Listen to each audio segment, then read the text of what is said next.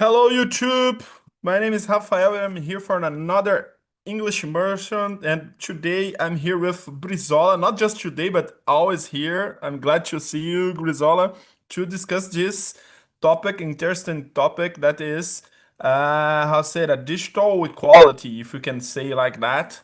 And before, let's start with a little presentation as usual here on Talk and Talk, TNT. So, Brizola, could you introduce yourself, please? Yeah.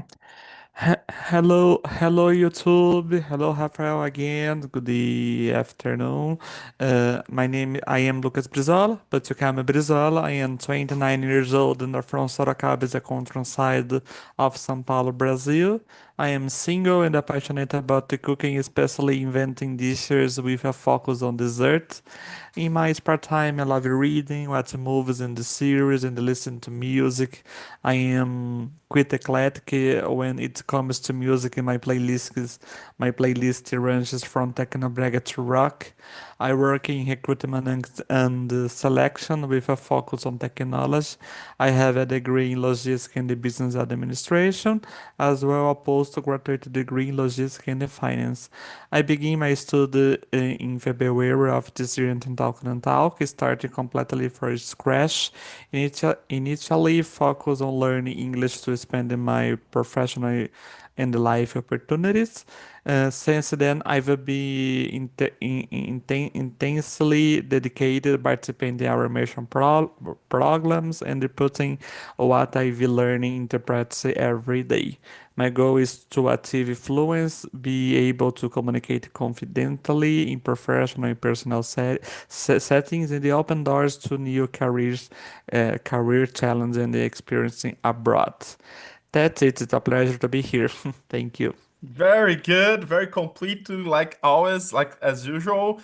And after I will how say that send a message to you, Brizola, and you have to teach me how say that how to present myself. So, but I will do my best right now. So, hello YouTube, hello Brizola. My name is Rafael. I'm 32 years old.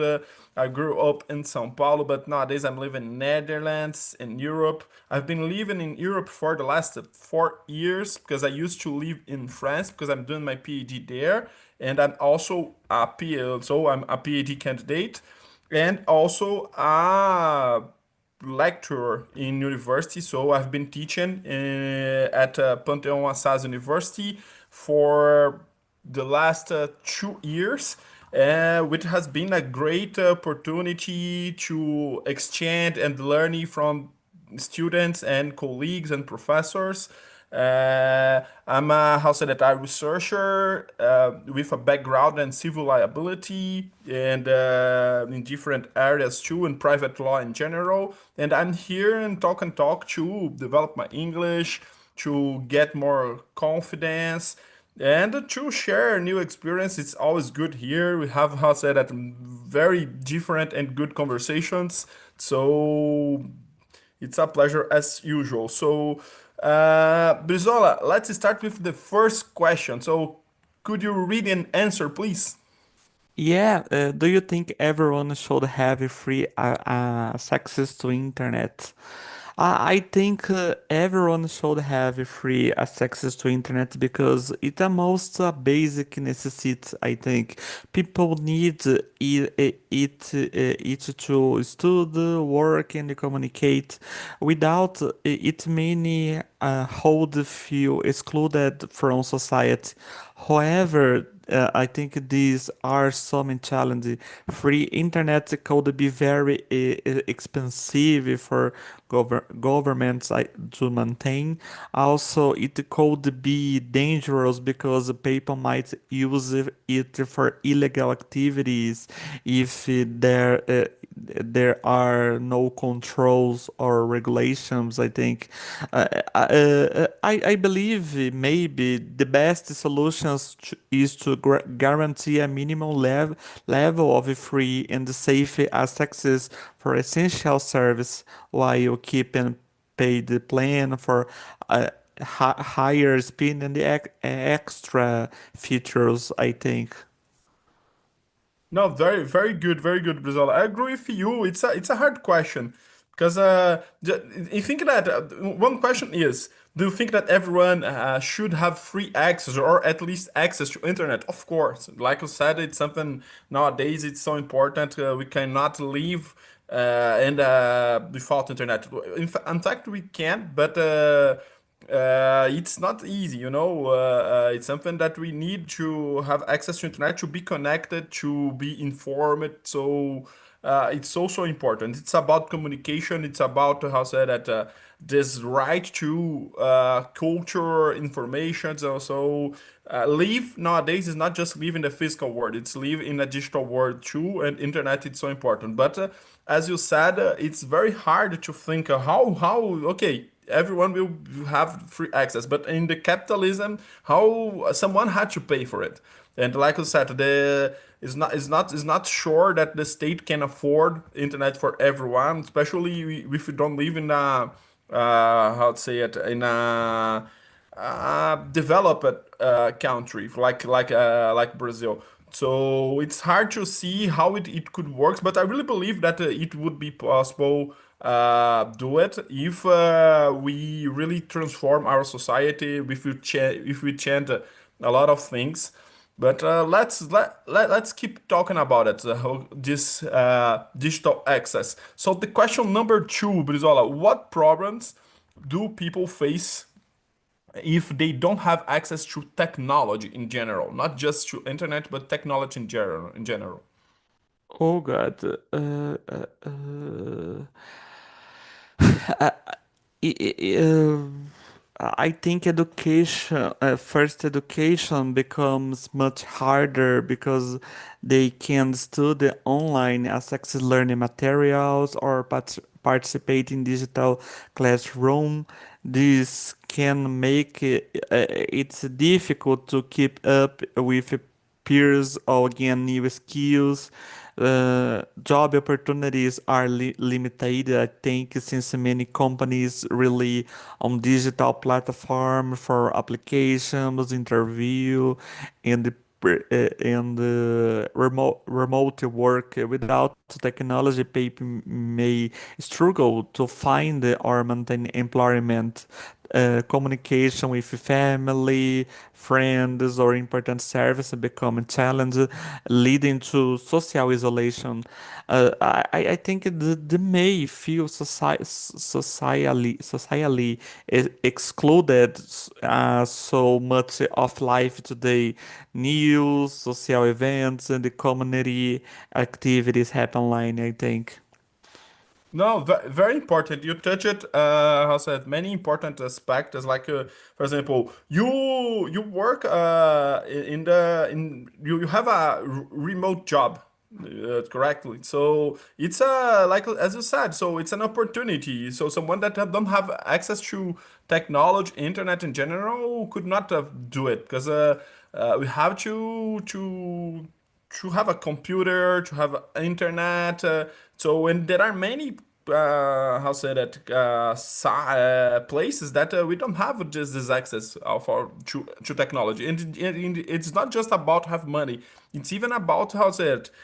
There's not the companies doesn't don't have interest to so that give them just access to internet, computers in general, smartphones. So it's a real problem. So I will talk about something about education, but I totally agree with you. Nowadays, we have access to YouTube. Everyone, even for example, I can give you the example from my grandmother. My grandmother is someone that she's great. How say? She's very creative people person, and she really likes to do things for herself. So she have a great ability with how say it, her hands, and now she got access to YouTube. Oh, it's even best. Yeah, it's even better because she can how say that. Oh, I would like to make this thing, and she just search on YouTube, and someone teaching her that already have this uh, ability to do things for herself. So it's very important. And as you said too, communication. For example, about myself, I live in abroad. I've been living in Europe for the last 4 years.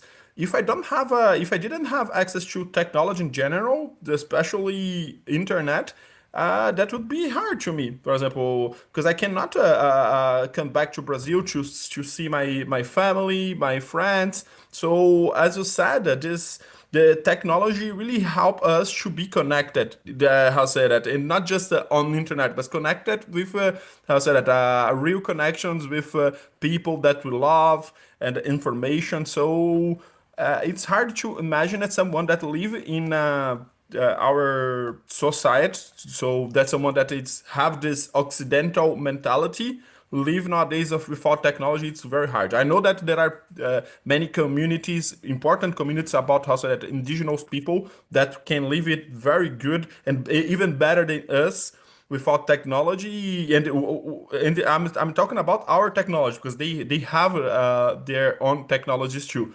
But especially this technology that we talk about in our society, they can live without and without and even better. So very good.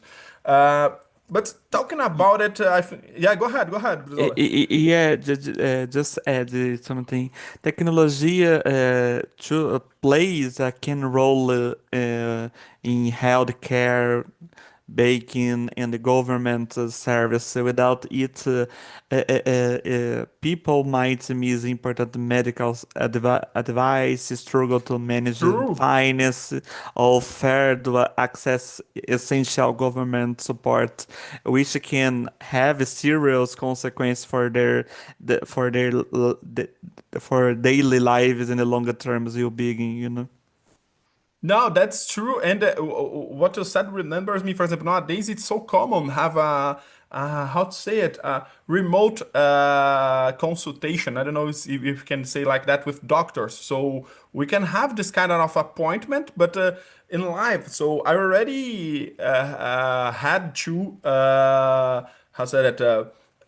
Consult myself with a doctor by cell phone, and it was very important because I had at this moment I had an infection, and this doctor gave me antibiotics to save my life. So it was very important, and I could do it just because I had I'll say that access to technology in general. So it's a very good point. Other thing, I don't know if you have the same memory, Brizol. I remember when I was a child, it was so hard, for example, do basic service like, for example, get a new cop of my RG. So, and nowadays with how say the technology, it's something, it's amazing, you know, and everything we could organize ourselves better, our society. So there are something that it's so important, and many people, but we have to think now. I'm talking about São Paulo, my reality, but I know and that in many parts of Brazil, the people don't have access just to how to say that to get their own identity card. So it's crazy. So it's a kind of exclusion, like you said, isolation. I remember that you talk about it. So, and talking about isolation, I would like to know in the because we live it this pandemic moment, and I would like to know how has the pandemic shown the importance of digital equality? Do you have some examples for us? God, the pandemic clearly showed the importance of digital equality when schools closed. The student we didn't have computers or internet access code to continue learning, which increased the educational gap. Many people had to work from home, but the choice without the proper technology could do their jobs affecting their income and the career opportunities. Even they tasks like shoppings, baking, and the assessing health service move online. So people without access here left behind. The pandemic made it obvious that equal access to technology is essential for everything, educational, work, and the social inclusion is today word. Yeah, you make sense That's for you? true. Yeah, for sure. And it remembers me a program that do you know CUFA? It's Central Única das Favelas. It's the biggest uh, known governmental organization of Brazil. They are present in most, I said, more than 5,000 favelas in Brazil, and they created in just in Rio de Janeiro a program during this moment to give access to internet, to give internet access to mothers that lived in favela, and it was thinking because exactly to help these mothers and their children to get access to education, as you said. So it was very important, and it was totally different. But even like that, we're not just talking about internet, but even digital equality, because we had another problem. Many houses didn't have and don't have even now a computer, because a computer is very expensive, especially just a normal regular computer. It is expensive for the most part of Brazilian families. So it's something that we could see the difference, because the people that had access, the rich people, or just how to say that, the normal people or regular people that have a little bit of money, but not too much, could stay a student. So, how say that, studying. And the poor people from favelas and etc. Just these kids could not how say it, have this opportunity, because they didn't have a digital because in Brazil we don't have this digital equality. So even a smartphone, that it's so important. So I think that it's a kind of revolution to bring access to internet for everyone. It's something difficult, for example, because to study, it's not just have a smartphone, and many people don't have a smartphone for each member of family. So I think that you brought a very good example that during pandemic, education was very important, and in your work too, and other things. So very good. Brizola, could you read and answer the question number 4?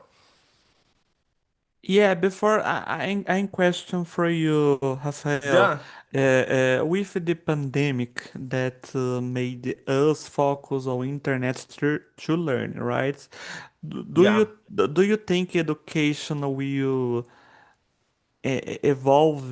Will they receive more investment to make it more accessible, maybe, and most importantly, have more quality or not? But if it was something that happened, or because this moment, this pandemic moment, nowadays we think you're asking me if we have more, how say that, investment in technology and education. That's it. I Yeah, didn't understand yeah, exactly the question. Okay, yeah, right I now. think yeah, because something. Oh, I think that it was a terrible moment, the pandemic moment, and especially in Brazil, that thousand and thousand people has died. So it was very sad, but good things happened too. That so and one thing that it was this revolution. So now in education, we know that it's possible to get access to education without a physical presence. So nowadays, it's even more common. I can talk about the universities have events, online events than before. So nowadays, everyone is have the habit to get on the Zoom or Google Meet and other platforms. So it's the new normal. So the people are thinking about these events, and even asking for, how to say that, participants from different parts of the world. So, for example, nowadays when you have to finish after finishing your dissertation, your master dissertation or your PhD dissertation thesis, we have to pass from a jury. And nowadays we can ask for, how to say that, professors from Italy, for example, to be part of the jury of someone that is doing did his research in Brazil. So it's very good. It's something new. I made a part of free courses in USP recently, but I'm living in Netherlands, and in this course we had people of different parts of Brazil. So it's something we have positive things. I truly believe that that's not the solution, for example, for everything, because I believe that's important. Have classes, for example, in the physical environment, because not a digital one, but technology can be very helpful and help us in different situations. For example, myself, I have a disability that I don't see so good. So to me, it's not. It's very hard to read some books. What I did, I just take photos from the books and I put in my computer and I can zoom. So just because I have access to this technology, I can read the books that I like it. So and that I need to my research. So it's something that really can help us. People that it's totally blind, for example, they can use the smartphone to read for them. So many good things are happen about this with this digital revolution. But the problem is not everyone have access to this digital revolution. So sorry to talk too much, Brazil. I'm a little bit as I said, agitated today. I don't know if I can say like that. Don't So, but worry. go ahead. Read the question number four and answer, please. Yeah, 1 second, please. Do you think the internet is a basic human right today? Oh, yes. I think the internet can be considered a basic human right today. I think it's more in society. It's essential for education, work, communication, and access to fast information. Without it, people can be socially and economically excluded. However, calling it a human right also means that the governments should ensure safe and reliable access, not just any connection, so everyone can use it responsibly and equally, I think. Yeah, it's an interesting point of view. I don't know if I can class if I how say that could classify the access to internet is a how say that as a basic human right, but I think that it's very important. Because as a lawyer and a jurist, I don't like too much to how say that this use of right, a human right for everything. You know, because the human rights are so important, and nowadays when you're fighting for political things, we just say, "Oh, that's my right," but yeah, it's something serious. And but I totally agree with the idea that the internet access had how so that should be for everyone and not because I think that it's more related to the to access to information, education, so this kind of rights and internet it's something that it's in this sense internet could be see like a basic human right because nowadays it's the vehicle to have access to our rights. It's not just the only one, but it's an important one. So I agree with this affirmation in this sense. I think that we already talked about the question number five, but let's do it too. So, Brizola, could you read and answer the question number five, please? Yeah, how does the digital divide affect affect the education? Uh, I think the digital divide affects education a lot. The students, you don't have access to computers, tablets, or internet, can join online classes to research or access learning materials. This make it harder than to uh, keep up with schoolwork and developing important digital skills. Meanwhile, students with a good technology can learn more easily and even explore extra opportunities, which increases the gap between them and the choice without access. So the digital divide creates unequal education chains and this can affect a person's future opportunities, I think. No, I agree with you, and as we were talking already about it. So if you don't have access to how say that this digital world, you're losing something very important for how say that because it's it's not just how say that additional tool. It's the most important tool to how said have access to education. So it's important to have this not just access to internet, but even all the how to say it. I forgot how to say it. Equipment that you need to really have this as access to this digital world because as we saw during the pandemic moment, the poor kids could not how said have access to education, keep studying because they didn't have access to the minimum from how that it is the internet access, computer or other equipments that we can use, tablets, etc. That so I think that it's a proof how it can how it's not good. It's this digital divide. So let's move for the question number 6. So do you think older generations face more barriers to technology? What do you think about it, Brizola? Yeah, yeah, of course. I think many didn't grow up with digital devices, so learning to use new tools can be challenging.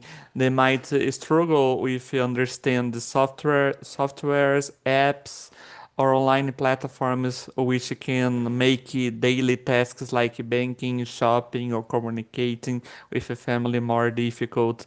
Additionally, some older people may feel, I think, frustrated or intimidated intimidado by technology, which can lead to reluctance or trying new tools like of access to training or support and also increases these barriers. However, I think with the right guidance and the resource, all the generation can learn to use the technology efficiently, which can help them stay connected, independent, and engaged in modern societies, I think. Yeah, no, I agree with you. And as you said, this intimidation, so they can feel intimidated because I think that it's not just their feelings, but it's something that we have an stereotype of older generations that they are not able to learn new things in general and especially technology. So I think that we have to change this mentality because everyone have to learn. So the difference between us and a new generation, so for example, it's they are time and they are many people's thinking about their education. So it's okay. You will learn because you are a kid. But as an adult or as someone even how say that older, we have to have the same ability. You know, we can learn as you said, and I think that it's a big problem because. I think that everything starts with this mentality. If you think that we will not able to do it, we already failed because we will not even try because oh that's not for me. And also I think that we had to change our education, not just education but the advertising, so put old people to do this advertising, for example, for the new Apple phone. So put someone old with the white hair to use the new Apple phone because it's for everyone. But it's problematic. And even thinking about older generations, maybe part of these people have disabilities, as we talked about in our last immersion here. We have to think about this disability inclusion, to how to include people that have a different necessities, so needs. So I think it's another thing that is related to this question. Uh, Yeah, yeah. yeah, go ahead. Just yeah. And another serious problems, in my opinion, is that people you commenting illegal things use the innocence and the lack of knowledge to community Hmm. scams. That's true. There's scammers. They how to say it? They use this barriers and this difficulty, this lack of knowledge that general old people have in using for using technology. So I totally agree with you. It's so common, and that they can because of that. I think that we cannot give up to teach them, because they have to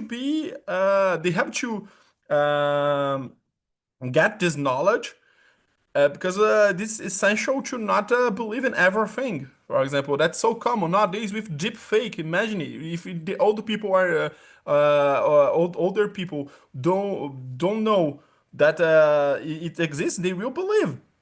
Someone can just pick my image from YouTube here and put how say that me committing a crime or something like that, and my if my grandmother don't know a little bit about what has happened on the internet, she can believe, oh my gosh, my grandson is a criminal.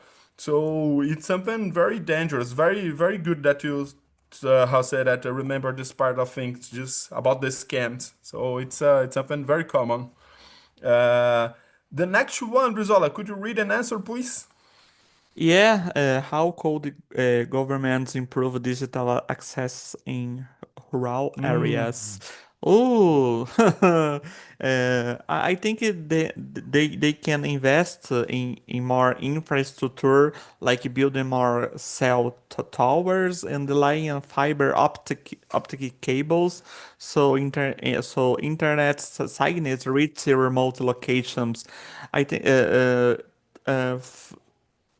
They they can subsidize the internet service or device for people you can afford them. Then can often digital literacy programs to teach people how to use technology safely and effectively. Combining these mysteries, how to help reduce the digital divide and give people in rural areas better opportunities for education, work, and the communication, I think. Yeah, no, I totally agree with you. And I think that the other thing that we have to think that I'm thinking now, in fact, is that who should pay for this infrastructure. And I really think that the government had to force companies that are, how say that, getting many how say that much so much money from this technologies to do no to afford for this infrastructure, because in fact these companies don't do it because they that's not economic interesting for them, because they, especially in rural areas, we don't have many people, so that's not interesting for them. But oh, if you want to explore this, because it's the communication, general communications areas are something that the government have to authorize this company. So it's a kind of concession that the government give for them. So okay, this I will give you this how said the opportunity to explore this market of how said internet and etc. But in São Paulo, in big cities, in Brazil, in all the capitals. But if you want to do it in the capital, you have to provide this access in the rural areas too. So it had be like a how to say it, something that we called in Portuguese onus.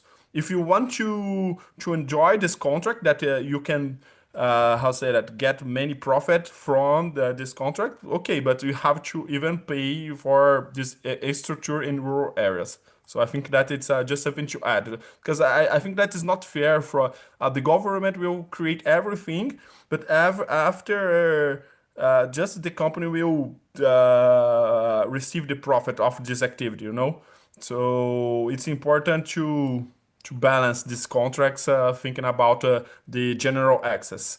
Uh, the question number 8. Do you think technology companies have a responsibility to reduce inequality? So maybe I already answered this question. So what do you think about it, Brizola? Oh God, the question is so hard.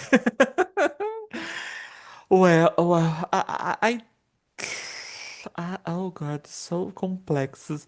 I think technology uh, have a little responsibility to reduce inequality since they create the tools and the platforms that people rely on for education, working, and the communication.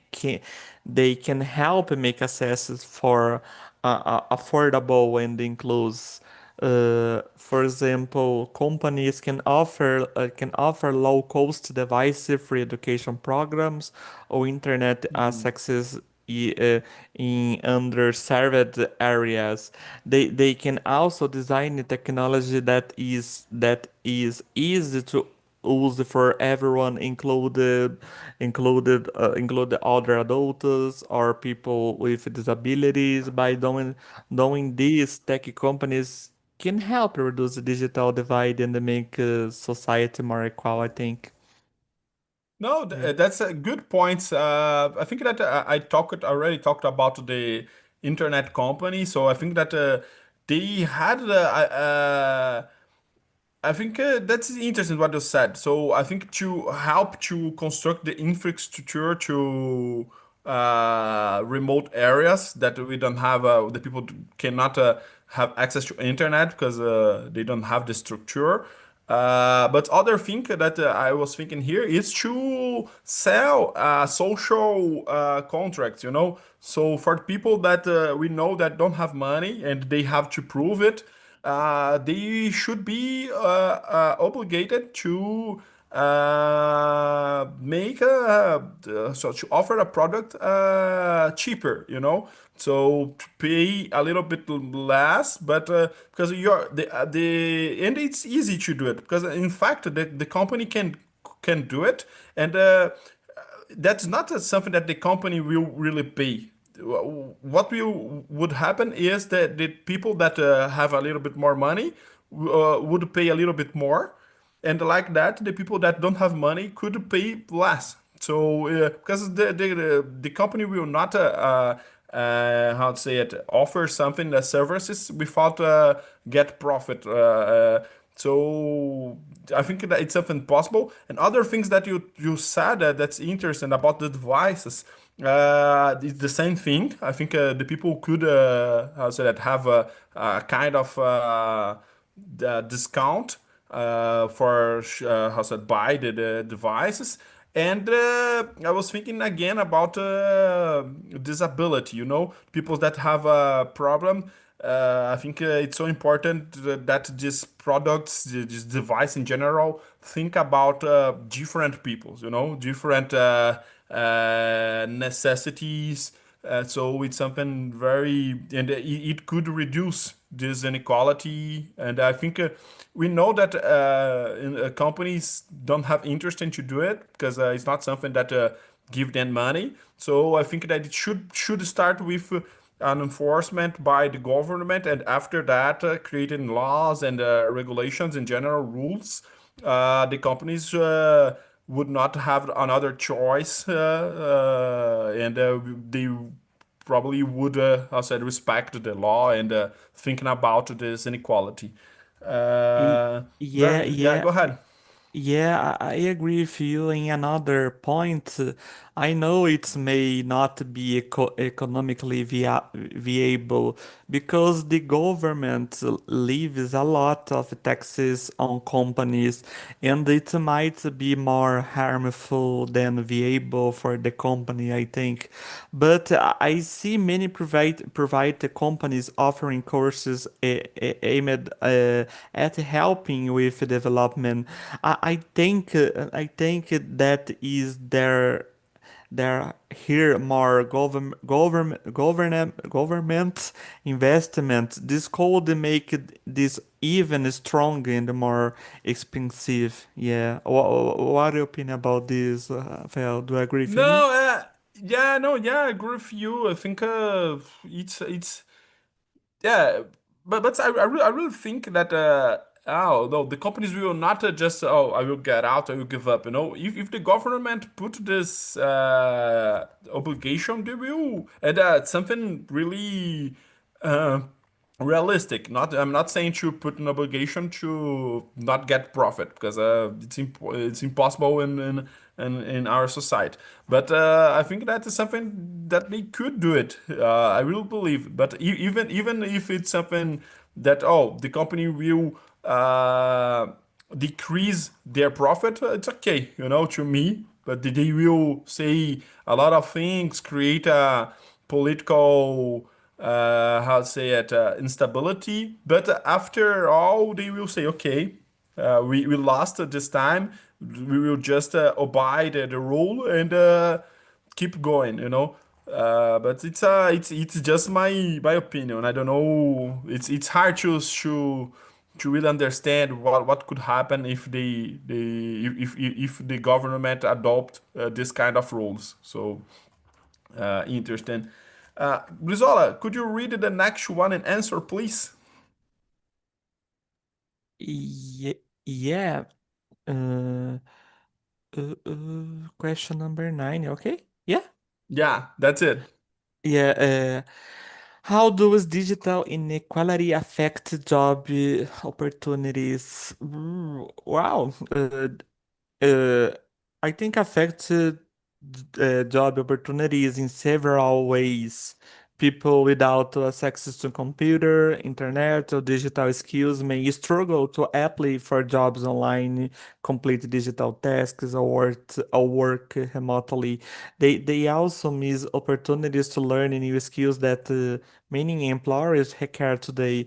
Meanwhile, tools with good access and skills can apply more easily attend online interviews and gain experience with digital tools, which gives them an advantage. So I think digital inequality can limit career growth and increase the gap between people in job market, I think. Very, very interesting point, and especially about this digital skills. You know, knowledge is power, and when you talk about digital inequality, we're talking about how to say that money. We're talking about how to say have access to internet and physical things, materials in general. But it's about knowledge too. So someone that don't have the basic of digital knowledges nowadays cannot work. If you don't know how to open, how say that, turn on a computer, use a Word, Excel, or how say that, send an email, etc. You cannot work not anymore. In how say that, in many areas that's it's necessary. For example, even to me as a lawyer, if I don't know these things, I cannot work not anymore. So, and for many areas, it's also important to have this skill, digital skills. And I don't know how it works, but I had to learn this kind of thing by myself. I don't know if we have this at the schools or so. And I really have a lack of knowledge. For example, if someone asks me to use the Excel, I don't have this knowledge, you know. So I can do it the basic, a little table know how to say it. I know how to say it tabela, but I can do it a little small things on Excel. But after I'm not able to do it. So it's very interesting what you said, Brizola. The question number 10. Have you ever experienced difficulties due to lack of internet access? It happened to you. It's already happened to you, Brizola. Yeah, several times. I have experienced difficulty with lack of internet access many times in Brazil. Sometimes even with providers, for example, Claro, Vivo, That's I true. yeah, I've lost job interviews in the mindset talk and Oh, talk immersion session, for example, yeah. because of it. Yeah. I will say exactly that. They'll say here in Talk and Talk, we it happens all the time. The people, especially the hosts, "Oh, I cannot go to my immersion. Please help me. In my city, it's raining a lot, or something happened here with my computer." In my case, it was not internet, but it's my computer is not so good not now. So nowadays, and many times I have difficult to enter to in the Zoom. I don't know why. After I can do it, but this lack of internet or lack of technology in general, it's something that really can how can I say it? Cause a problem to us. And in here on Talk and Talk, it happens all the time. So that's true. I think that we have time for another one. So, the question number 11. What role do smartphones play in reducing or increasing inequality? That's a good thing. I'm thinking about the smartphone. I really like it. What do you think, Yeah. Bizola? Yeah, I think smartphone can both reduce and increase inequality. On one hand, they help reduce inequality because they give people access to information, education, banking, or communication. Even if they don't have a computer, for many, a smartphone is their main connection to internet. On the other hand, smartphone can increase inequality because not everyone can afford a good device or a fast Mm, internet plan. For example, people with older or slower phones mean have limited access to apps, online learning, or job opportunities, if which can widen the gap. So smartphones are powerful tools, but their impact depends on affordability, access, and the digital skills, I think. that I agree with you 100%, but I would like to add something too. So my impression about the smartphone, to me, it's a revolution. I think it's more when you think about smartphone, it's something that really reduce more than increase. But I agree with you, reduce because nowadays many people that could not afford that cannot afford for a computer can have access to internet information, different things because they can afford a smartphone. So especially comparing smartphones and computers, this product it's much more cheaper, much cheaper, in fact, than a computer. So it's something. It's very very important. And but I agree with you. Nowadays, we as usual in capitalism, we have this something that your smartphone is not so good. Now we have another technology, so it causes a difference between people, but a difference that already that already exists in our daily life. So especially thinking about digital access, having a smartphone is a revolution, and it's very very important. So I don't know. Do you want to try the last one, Brizola, just to finish all the questions? So Yeah. In the future, do you think digital equality will improve or get worse? Mm, Oh wow. I think digital equality could improve in the future, but it's dependent on the actions of governments, companies, and the society. If I think if there is investment in infrastructure, affordable devices, and digital education, more people will have access to technology, reduce the digital divides. However, if technology keeps advancing fast, then as access or if costs stay high, digital inequality could death or leaving some people behind. Overall, the future of digital equality depends on efforts to make technology accessible, affordable, and easy to use for everyone, I think. very good, very good. I agree with you 100%.